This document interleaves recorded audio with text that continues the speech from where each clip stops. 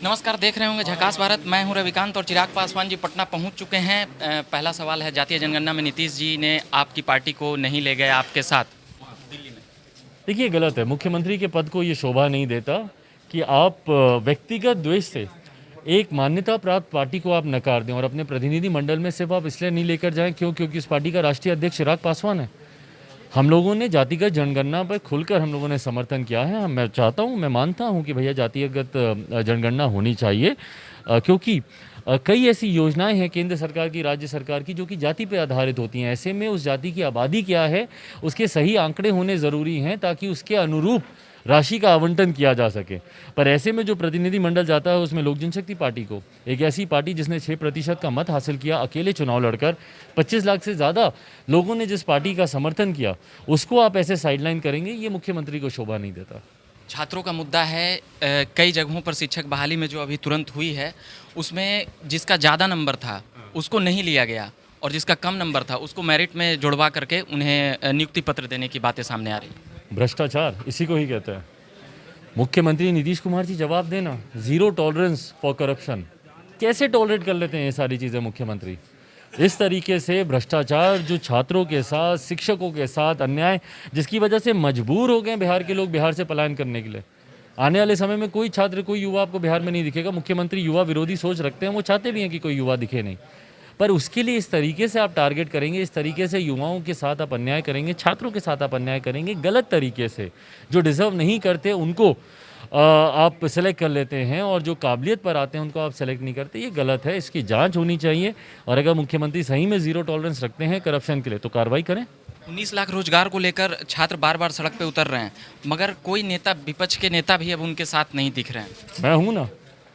आप आएंगे, आप सड़क पे छात्रों के मैं बिल्कुल भैया, मैं तो बस इनको समय दे रहा हूँ कि आपको चुनाव बीते हुए अब लगभग नवंबर में 1 साल हो जाएगा।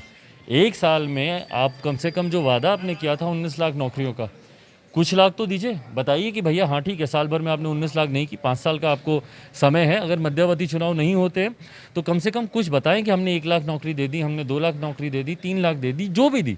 आप आंकड़े तो बताइए कितनी नौकरी दी। नहीं तो ये आपका जुमला ही बन के रह जाएगा हर चुनाव की तरह कि भैया आपने 19 लाख का आपने छलावा किया। मुख्यमंत्री ने उसके आधार पर उन्होंने लोगों का समर्थन, लोगों को कहीं ना कहीं ये जुमला सुनाकर उनका समर्थन लिया, और आज जब आप सरकार आपकी बन गई, मुख्यमंत्री आप बन गए, तो आप इससे मुकर रहे हैं। गलत है ये। एक चाचा पशुपति कुमार पारस के गुट के कह सकते हैं, उनके करीबी नेता ने आप पर एफआईआर किए हैं कि आप उन्हें जान से मारने के लिए नेता भेजते हैं। भाई जांच करवा लीजिए, डबल इंजन की आपकी सरकार है, मैं उनको शुभकामनाएं देता हूं, बढ़िया से जांच करवाएं।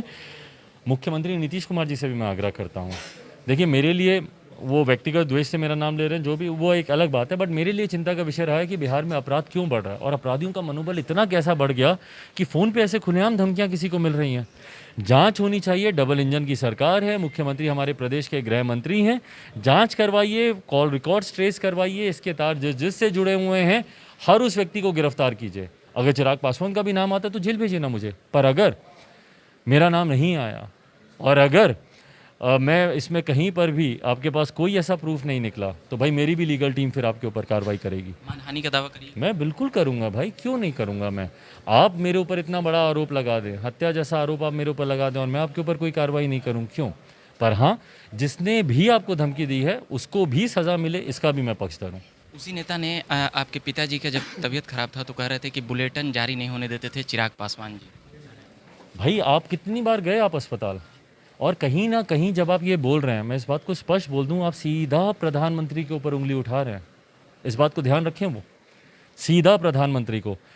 मेरे नेता, मेरे पिताजी अस्पताल में, उनकी क्या तबीयत थी, उनका कैसे इलाज हुआ नहीं हुआ, पूरी डे टू डे की जानकारी प्रधानमंत्री आदरणीय नरेंद्र मोदी जी के पास है। दिन में रोज़ 2 बार देश के प्रधानमंत्री, उनका फ़ोन आता था। रोज़ मुझसे जानकारी नहीं लेते थे, मुझे बताते थे कि आज मेरी डॉक्टर से बात हुई, डॉक्टर ऐसा ऐसा कह रहे हैं आदरणीय रामविलास पासवान जी के बारे में। वो मुझे पूरी जानकारी देते थे। तो जो लोग मुझ पर उंगली उठा रहे हैं वो इस बात को ध्यान रखें, सीधा प्रधानमंत्री के पास। किसी को भी अगर इस बात में जानकारी लेनी है, क्योंकि भाई मुझे जब आप बोलेंगे मैं तो आरोपी आप मुझे बना रहे हैं, तो मैं कुछ बोलूँगा तो आप बोलेंगे मैं झूठ बोल रहा हूँ। प्रधानमंत्री जी के पास जाएँ, सीधा जानकारी ले लें डे 1 से। आज लगभग 1 साल होने को आया जब वो अस्पताल में एडमिट हुए थे। 24 अगस्त को वो अस्पताल में एडमिट हुए थे। उस दिन से लेकर 8 अक्टूबर तक की जो जानकारी उनको चाहिए वो प्रधानमंत्री जी के पास, उनके कार्यालय से वो जानकारी हासिल कर लें। पर यह आरोप वो मेरे ऊपर नहीं लगा रहे हैं, इस बात को ध्यान रखें। वो सीधा प्रधानमंत्री के ऊपर आरोप लगा रहे हैं। प्रधानमंत्री ने खुद सासाराम में विधानसभा चुनाव में हुई अपनी पहली रैली में उन्होंने स्पष्ट तौर पर ये कहा था कि अपनी अंतिम सांस तक वो मेरे साथ थे। तो भाई जो व्यक्ति अपनी अंतिम सांस तक उनके साथ था, उस व्यक्ति के हालचाल की जानकारी प्रधानमंत्री को होगी कि नहीं होगी? तो अगर उनके साथ अस्पताल में कुछ गलत हो रहा था तो इसका मतलब आप सीधा प्रधानमंत्री पे उंगली उठा रहे हैं। और जो लोग उंगली उठा रहे हैं वो उस वक्त कहाँ थे जब मेरे पिताजी अस्पताल में भर्ती थे? उस वक्त क्यों नहीं आया उनका हालचाल पूछने? एक दिन भी इनमें से कोई आया उनका हालचाल पूछने कि वो ठीक हैं नहीं हैं? इतनी चिंता आज हो रही है, जाते अस्पताल पूछते। कोरोना प्रोटोकॉल्स थे, बहुत लोगों को अंदर जाने की इजाज़त नहीं थी, बट भाई आप डॉक्टर से बातचीत कर लेते। अब वहाँ आकर आप बाहर आप अपना नैतिक समर्थन नहीं दिखा देते कि भाई हम आपके साथ हैं, हम कोरोना प्रोटोकॉल फॉलो कर रहे हैं, अस्पताल के अंदर नहीं जाएंगे पर बाहर हम लोग खड़े हैं। पूछिए ना कहाँ थे ये लोग आज जिनको जितनी चिंता हो रही है। आशीर्वाद यात्रा को लेकर कुछ कहना चाहेंगे? नहीं, बिल्कुल। कल इस फेज़ में 4 जिलों में ये यात्रा कल से शुरू हो रही है।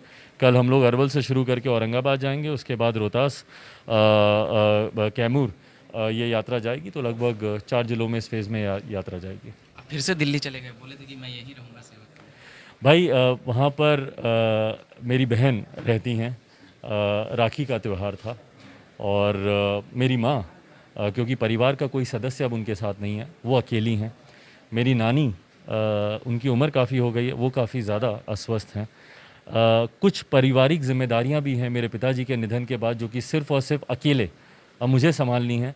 तो उन पारिवारिक जिम्मेदारियों के साथ साथ पार्टी और प्रदेश दोनों जिम्मेदारी संभाल रहा हूँ। तो उस कारणवश थोड़ा सा आने जाने का सिलसिला बनता है।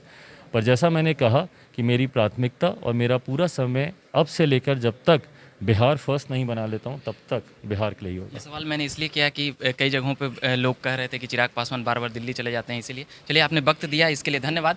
और भी तमाम खबरों और मुद्दों में मैं बना रहूँगा।